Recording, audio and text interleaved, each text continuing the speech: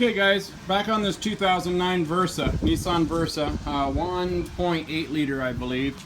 We're going to be doing the front brakes on this one. So all I've done so far is just take the tire off. So the next thing that you want to do is find your brake cylinder, master cylinder, and pull the lid off. When you look down in there, you're probably going to see that it's empty if you do need front brakes, or it's going to be low. And that's because the fluid is moving down because the space we're losing as the shoe gets thinner. But don't top that off yet, because when you put the new shoe on there, we're going to be spreading the caliper out, which would move some of that fluid back up. So we just don't want to top it off yet. And we're going to do this without breaking the brake fluid line so that we don't have to bleed the brakes as well.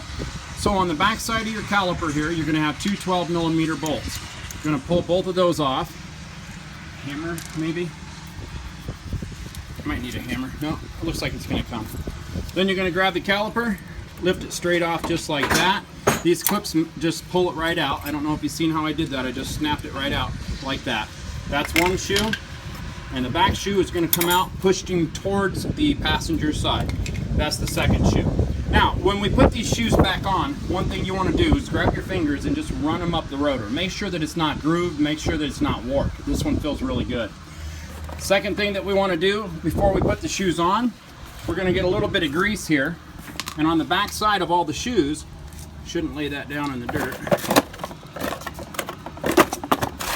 We're going to wipe a little bit of grease right on all the black area here. That's where the piston touches it, and that stops it from squealing. This little clip here is the squeal clip. When the brakes get too low, that will hit. Actually, it's on the other shoe. But this stops from the vibration squeaking when you hit the brakes. So just wipe a little bit of grease on that, and then we can install them. And all you're going to do now is just install them the same way backwards. One thing that you'll notice is that the caliper will not go on because the shoe is so much thicker now because of that space. So what we do is we take the caliper, set it up here. We're going to stick a C-clamp in there. Yeah, I might need you to help me with this.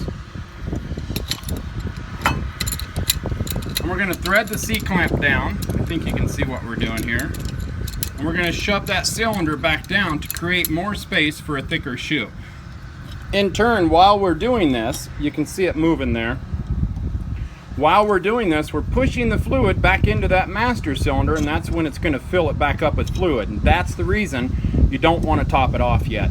When you're done doing this, we're going to pump the brakes 3 times, start the car, and then we're going to pump them 3 times again. That way we've shoved all the air out of the out of the cylinder, out of the lines in the caliper, and we won't have to bleed these brakes. So let me run this out. I think it's good. And then we'll set the shoes back in there and set the caliper on.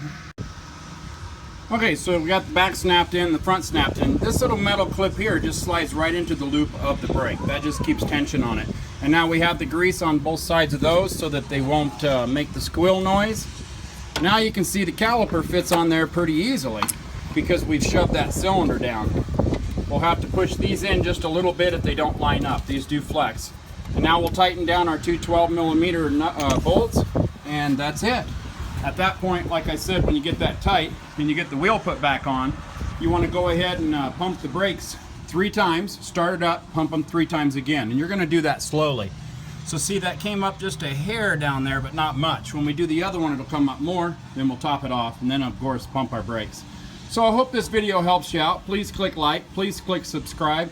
Click on my name underneath this video for all my other how-to videos, including the back brakes on this car and this mount over here if you need it, a few other things that we're going to look at.